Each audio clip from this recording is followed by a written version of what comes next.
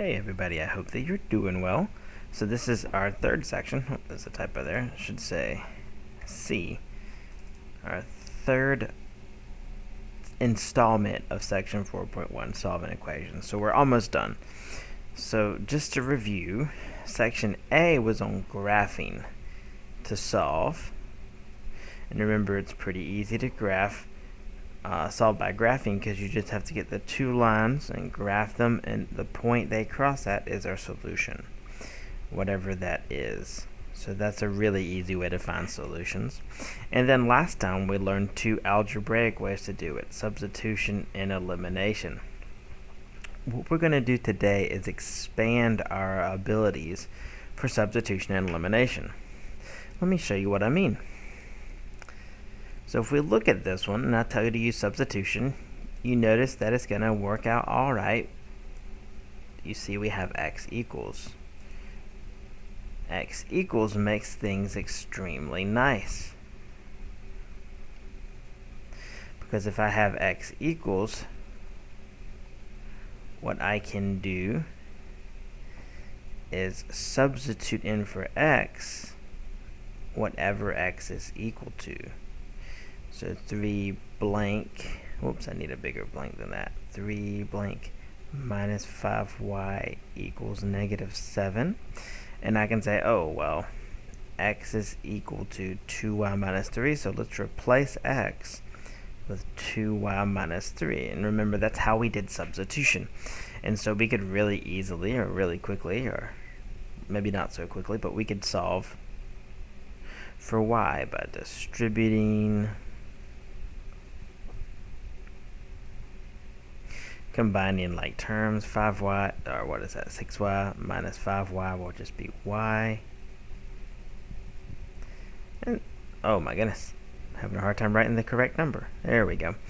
And solve for y, add 9 over to both sides, so y equals 2.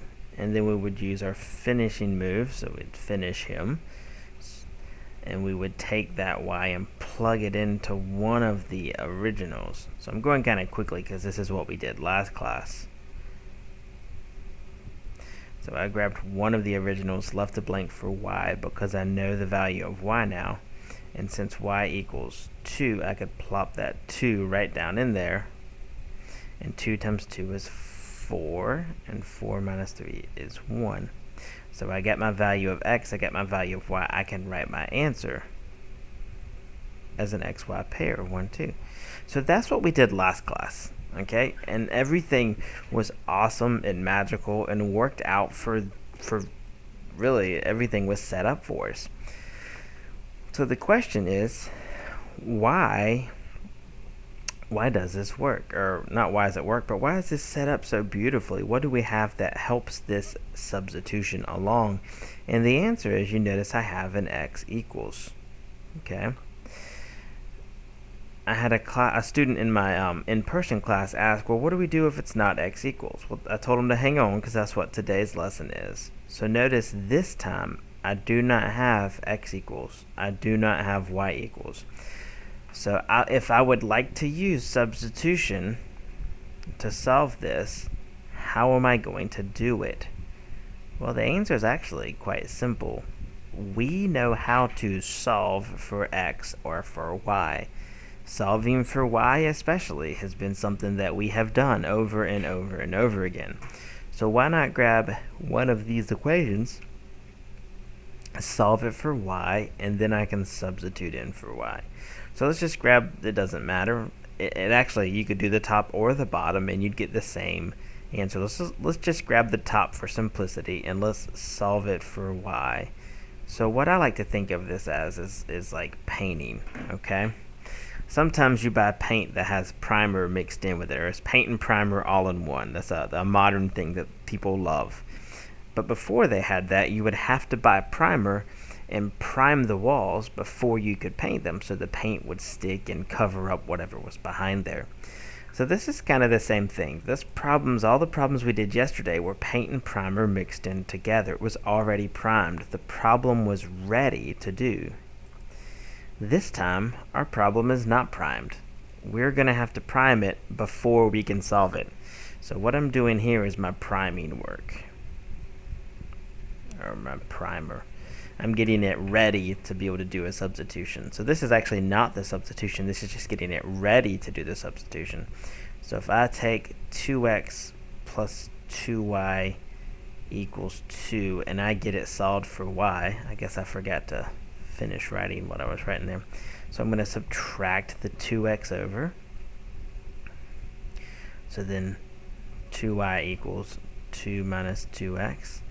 And then I will divide everything by 2. Divide by 2. And finally I have y equals, let's see, 2 divided by 2 is 1. A minus 2 divided by 2 is minus 1x. I don't really need the 1, do I? I can just write that as minus x. So now look, I have turned this top equation into this equation. Now I can use these two to do my substitution. Okay, so stop and soak in what I just said. So last class, I did an example of what we did last class really quickly.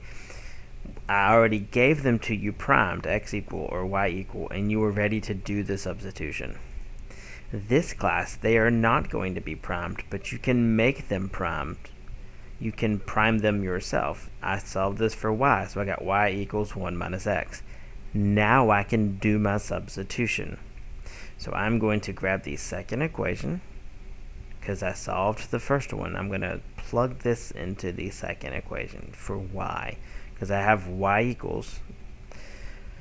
So let me grab the second equation. It is x minus y, but that's what I'm going to sub in, right? So let me leave it blank, minus 7. Oh, that 7's ugly. There we go, I fixed it. So I know that y is equal to x minus 1, so that is what I shall throw in there. Or no, 1 minus x, not x minus 1. Gotta be careful. My goodness. I think I need to sleep more. Alright, awesome. So now let's solve this. I always put parentheses because I want to be careful not to mess up distributing. There's no number here, but there's a negative sign or a minus sign. So what we like to do then is just put a 1 there, because we can put 1s almost anywhere. It's not changing the value. So now I can distribute this negative. So x negative 1 times positive 1 is negative 1. And negative 1 times a negative x is positive x. Got to be really careful with those signs. Equals negative 7. Then I can combine like terms. Let's see, x plus x, that's 2x. I have a minus 1 equals negative 7. People mess this up all the time. Be careful, this negative belongs to the 1, not to either x. The x's are fine. Okay? So now I can solve this and get the x value. Add 1 over, so 2x will equal negative 6. Then divide by 2. So x will equal, if I divide both sides by 2, that'll be negative 3. So I have found a letter, right? So now it's time for your finishing move.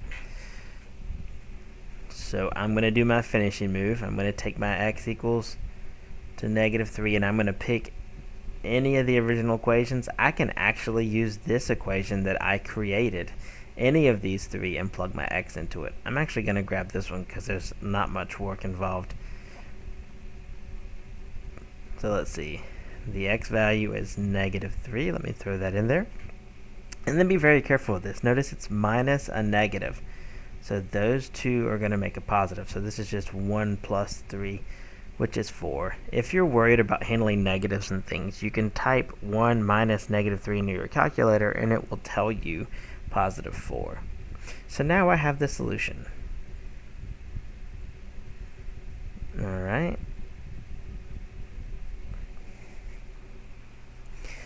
Okay, so all this is these two chunks of work right here are the same thing we did last class. This first little box of work right here was just getting it ready to do the substitution. So that's all we're adding on today, is a primer step. Okay, and a primer step for substitution is really as simple as solving the first one for y. Now let's look at elimination. So this is how it looks yesterday, or last class time. Elimination for last class was really simple. because we would just, remember, it felt magical. We would add the two equations together, 8x minus 8x. Those eliminate. That's just 0. And then negative 2y, positive 5y, that would be positive 3y. Bring down the equal sign. 6 plus 9 is 15. And then I'm left with a really easy equation to solve for y. Divide both sides by 3, and y equals 5. And then we could do our finishing move, right? Grab either of these. I think I'll grab the top one. 8x minus 2y equals 6. And what am I going to plug in for the y? I'm going to plug in 5. And then I could easily solve for x, right?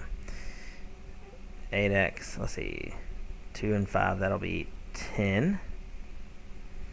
And then I can, let's see, add 10 over. So 8x is equal to 16. And then finally, I can divide both sides by 8. So that x will equal 2. And so I really easily found my solution of 2, 5. Now, why is this so easy? Why is it set up to work already?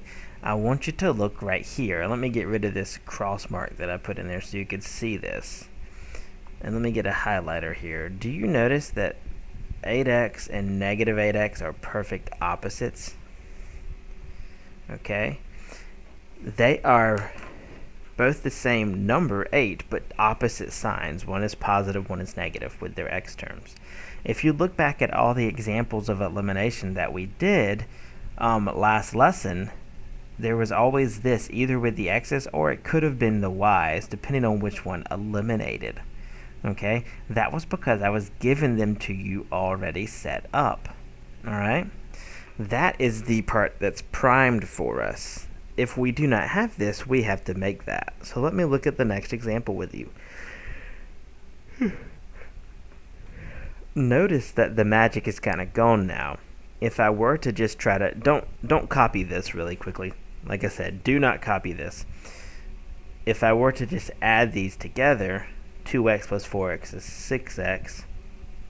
4y plus 5y is 9y equals 15. Neither of them eliminated, right? So just adding them together does not work if I do not have opposites. Okay, so there's the big deal. I need to have opposites, either in the x's or in the y's. It does not matter. Okay, so you look at these and I do not have opposites, but that's okay. We need to do some priming. Okay, the same type of idea. I can prime this before I paint it. So what tools do we have in our tool belt to change values? The only thing we're allowed to do is multiply through an entire equation by any, we can multiply through by any number we want to. Okay, I could multiply both equations if I wanted. But look at this. You see I have 4x here. Up here I have 2x. Is there a number that I could multiply 2x by? What do I want? I would want that to be negative 4x. Does everybody understand that's what I would want? Because I'd like for it to be an opposite of positive 4x. So is there something I could multiply 2 by to get it to negative 4? And the answer is yeah. If I multiply this by negative 2, that would be negative 4x, and then they would cancel. So I'm going to multiply the whole equation, because that's our rule. If I do want to multiply, I have to multiply the entire thing, all 3 pieces. So let's see, what is that going to give me? That'll be negative 4x minus 8y. Don't forget the equal sign. Equals negative 16. And then I'm just going to bring this one on over. So that is our tool for changing values, is a multiplication. But whenever I do multiply, I have to multiply all the way through. A lot of students ask, how did I pick this negative 2? How did I know to multiply by negative 2? I didn't at first. I just decided that, look, I have 4x, I have 2x. Could I get this to be an opposite? could I get 2x to become negative 4x? Because then it would cancel with the 4x. And this is, so I'm basically going from a 2 to a negative 4. How could I get that? A negative 2.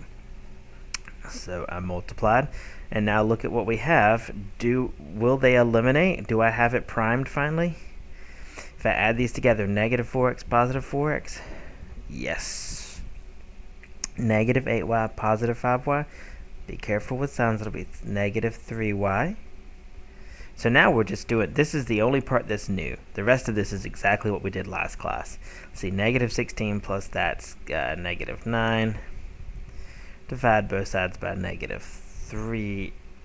And I have y equals, let's see, negative and a negative. Ugly daddy, ugly mama makes a pretty baby. Alright, I got 1, so now it's time for my finishing move. So, finish him.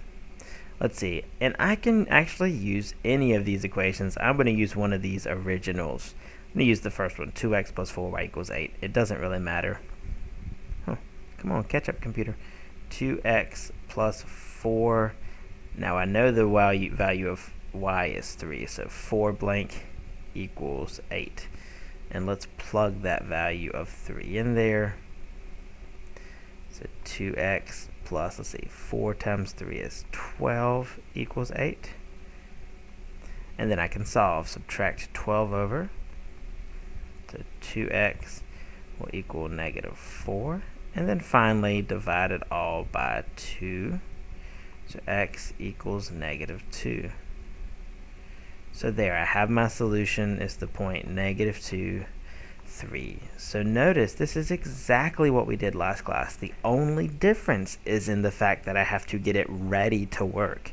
So let's do one more example. So this one was pretty easy because it's easy to get a 2 to be a negative 4, right? Let's look at an example like this. Okay, so let's see if there are any easy ones.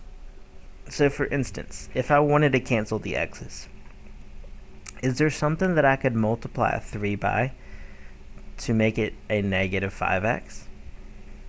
No, not unless I want to deal with fractions, and I really don't want to deal with fractions. Is there something I could multiply 2 by to get it to be a, let's see, this is already a negative 3, so to get it to be a positive 3? Not unless I want to deal with fractions. So how do I handle this one? How could I possibly get these to match up? Well, here's the answer. The answer is that I can multiply both equations. So look, I have 3 and 5, 3x and 5x. Y'all see that? Here's a little trick. If I multiply the top one by a 5, and I multiply the bottom equation by a 3, kind of multiply by the opposite one, that'll make this 15x and that'll make this 15x, right? I just need to choose one of them to make negative. This trick always works if you have a hard time finding what to multiply by.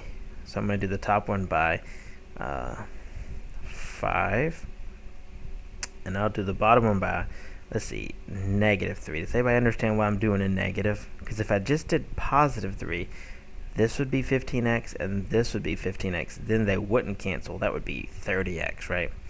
So what I need to do is a negative 3 to make this one a negative 15x. And so let's see what I get. That'll be 15x. 5 times 2y will be a positive 10y. And 5 times 8, that is 40. All right, awesome. Now let's do this one down here. Negative 3 times 5x is negative 15x. Negative 3 times negative 3y is positive 9y. Equal sign. And negative 3 times negative 12 is positive 36. Alright, awesome. So now I have primed it. Now I can do an elimination, just like we did last lesson. So what I wrote in red is the only new stuff for today's lesson. So when I add these together, these eliminate. 10y plus 9y is 19y. And let's see, 40 plus 36 is 76. Okay. So there, I've worked hard. I got my beautiful equation. And now I just need to solve for y. Okay. So let's see. If I were, what color do I want? If I were to divide both sides by 19, gotta do some rough math in my head real quick. That is 4. That's 4. Okay? Because I know that 20 divided into 80 is 4, and this is 1 4 less. Okay, don't worry about that. You can use a calculator. And then I just need my finishing move, right? My finishing move, I can grab any of these 4 originals, but grab the easiest looking one. How about 3x plus 2y? 3x plus 2y equals 8. I left a big blank for y because I know y is 4. And now I can quickly solve for x. Let's see, 2 times 4 is 8 equals 8. I'm going to subtract 8 from both sides. So 3x equals 0. Some people panic when they get a 0, but 0 is still a number. There's no need to panic. And then divide both sides by 3. So x will equal 0. Alright, awesome. So I have my final answer. It is the point 0, 4. Alright, so the only weird part here, the only different part from what we've been doing, the only thing that's new and fresh is that I had to multiply these equations so that these two x terms would be opposites so that they would eliminate. Okay? Yesterday's lesson, or not like yesterday's, but last class's lesson, everything was already set up for us. So all we've done today is some priming work before we could do anything. That's really the only part of the lesson that's new today. We should know how to do everything else. All right? Well, that's all I have for you today. So have a good day. Make sure you do your My Math Lab and your Blackboard, your other assignment, your worksheet.